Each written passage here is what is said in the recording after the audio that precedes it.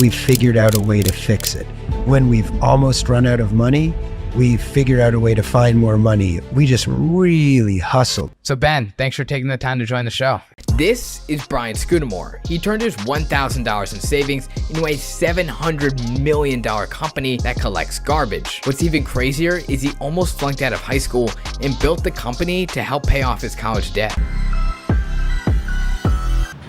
Hi, I'm Asha Workajowski here with the Central New Jersey Buy Local Connection. Today we are talking to podcaster Shamus Madan. Please tell me a little bit about your podcast. So I started the show in 10th grade, mainly just 3-minute business news to reach the next generation and basically give them like financial advice, not really, but to help them with their personal finances.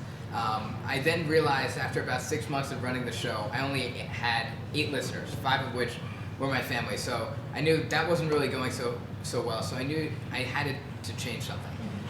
So I pivoted the show to do more interview, insight-based podcasts, to do something a little bit different than everybody else. And that's when I started interviewing founders like Spencer Raskoff, the founder of Zillow, and many other folks to help reach that our target audience. Since then, over the past couple years, we've grown a lot and are now working on other developments to help other founders tell their stories through our new media agency there. Yeah. Can you tell me a little bit about what influenced you to start this podcast? I've been always interested in the business and personal finance realm for many years. I mean, my dad runs a company called Junction Education. It's an e-learning company. And I was always interested in working for myself and running my own show. And I wanted to have a voice in the business industry. So I decided this would be the perfect way to get into it, and we've expanded a lot since then. And one of the things we're doing recently is our business called Dealroom.media. So we now help other founders, entrepreneurs, and then venture capital firms tell their stories. And I think this storytelling component is actually really important and something that's kind of overlooked, especially in the business space.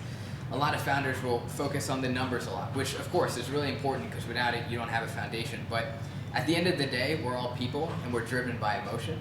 So I think being able to tell your story in a unique and fascinating way is going to propel you to the top. So that we're now focusing on that part as well. It's very cool. So tell me about the process of how this all started for you.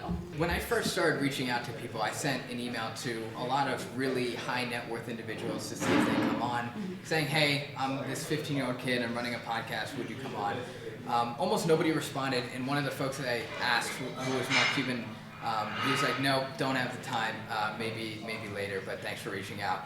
And I noticed I can't just go right up to these top tier individuals without having proof that I've done something before.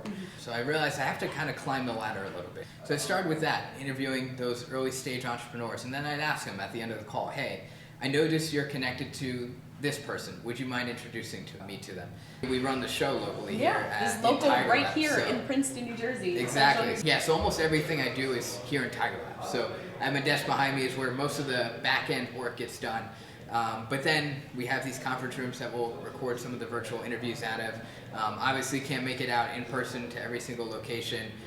So do most of them virtually here at Tiger Labs, and then sometimes we have a studio in New York City that we rent out and do them. So Shamus, starting out this podcast at 16 years old, being an entrepreneur, that must have taken a lot of time and energy. My depth of thinking has increased dramatically, and I think that's because I've spent so much more time learning from some of the greatest experts in this industry, and I think as I continue to do that, I know my learning will expand, but not sure exactly what the future holds. I think I've always been a very driven person to accomplish something bigger than myself. I was always kind of bored with the way everybody else was spending their time and just going out, hanging out at parties, doing basketball. I was like, there's got to be something bigger I can do here, and I think I knew I wanted to change the world or have some sort of impact on the world. So I love being able to sit down with some of these industry leaders to be able to ask them questions that nobody else really can my age. I mean, in high school, there's not a lot of people that are going out asking people how they did what they did. I was one of very few who were able to do that. But I think being able to do that at such a young age gave me a lot of insights onto what actually happens outside of the classroom. Just keep being curious, keep asking questions, keep learning, and that will lead to large things. That's a very beautiful story. Shamus, it was so wonderful speaking with you today, and you set such an amazing example for young kids who are interested in entrepreneurship and startup and tech. If there was one statement that you wish you could get out there, what would it be? Don't limit yourself. And that's really awesome.